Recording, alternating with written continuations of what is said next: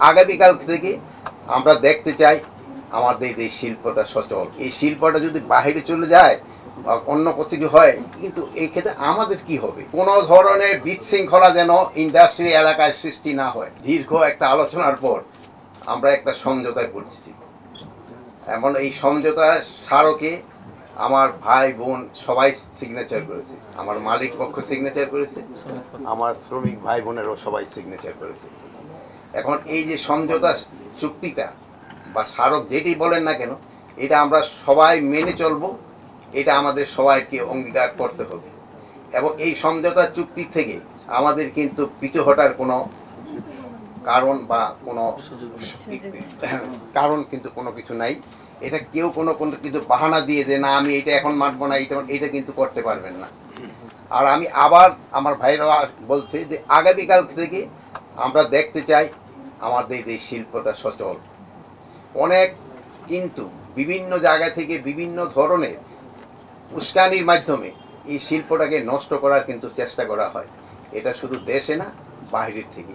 এই শিল্পটা যদি বাহিরে চলে যায় বা অন্য কিছু হয়, কিন্তু এই ক্ষেত্রে আমাদের কি হবে? 65% পর্যন্ত বিদ্যুৎ বিল সাশ্রয় করে আপনাকে রাখে প্রশান্তিতে। ওয়ালটন ফ্যান হাওয়া বদলে দেয়। এটা কিন্তু আপনাদের সবারই চিন্তা করতে হবে। এই আমাদের এখানে সাংবাদিক ভাইয়েরা আছেন, এটার ক্ষেত্রে আপনাদেরও কিন্তু একটা বড় ভূমিকা আছে। আপনারা কিন্তু সবাইকে বলতে হবে এই শিল্পটা আমাদের জন্য কত প্রয়োজন। এইটা যদি আপনারাও যদি তাদের বুঝাতে পারেন তবে কিন্তু খুব লাভ হয়। আর একটা আমি পরিশেষে একটা কথাই বলবো যে আইন শৃঙ্খলা পরিস্থিতি আপনারা কোনো অবস্থায় নিজেরা হাতে নেবেন না। আর আমি আগামীকাল থেকে আশা করব কোনো ধরনের বিশৃঙ্খলা যেন ইন্ডাস্ট্রি এলাকায় সৃষ্টি না হয়। যদি আগামীকাল থেকে কোনো রকমের ইন্ডাস্ট্রি এলাকায় সৃষ্টি হয়, এই জন্য কিন্তু আপনারা যারা সিগনেচার করেছেন আপনারাই কিন্তু দায়ী হবেন। আপনারা এখানে সাইন করছেন, আপনারা এটার জন্য দায়ী হবেন, এই বিশৃঙ্খলার জন্য। সেই সময় আপনারা কিন্তু পিছু হতে পারবেন না। তা আমি আপনারা এখানে যারা উপস্থিত আছেন, আপনারা যদি সবাই চেষ্টা করেন, আমার মনে হয় আইন শৃঙ্খলা পরিস্থিতি কোনোভাবেই অবনতি হবে না এবং আগামীকাল থেকে সব শিল্প খোলা থাকবে। আমার ভাই বোনদের কাছে আমি এই আবেদন করছি, আপনারা সিগনেচার করলে হবে না, আপনাদের মনে থেকে আসতে হবে যে এই শিল্প আমাকে বাঁচাতে হবে।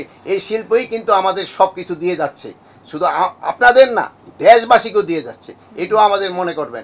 এইটা কিন্তু জনগণেরও হয়ে গেছে। যদি এই শিল্পের উপরে আপনারা বলছেন যে 1.5 কোটি লোক নির্ভরশীল, আমি বলবো না, পুরা বাংলাদেশে এটার উপরে নির্ভরশীল।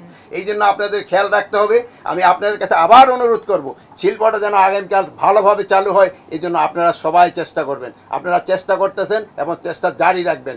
আপনারা এখানে যেভাবে কমিটমেন্ট করে গেছেন, এই কমিটমেন্টটা আপনারা রাখবেন এবং আপনারা রাখলেই আগামীকাল থেকে এই শিল্পটা চালু হবে এবং কোনো ধরনের বিশৃঙ্খলার সৃষ্টি হবে না। কিন্তু এরপরও যদি কোনো রকমের বিশৃঙ্খলার সৃষ্টি হয়, সেই জন্য কিন্তু আমাদের অন্যান্য ব্যবস্থা নিতে হবে, যেটা নিয়ে আমাদের কাদের জন্যই কাম্য না।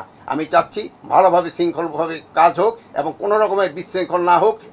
এই দোয়া করে আমি সবার কাছে আবার আমি অনুরোধ করব, আপনারা ভালো থাকেন এবং দোয়া করি আপনারাও ভালো থাকেন, আমাদেরও ভালো রাখেন এবং এই শিল্পটাকে বাঁচান, দেশটাকে বাঁচান।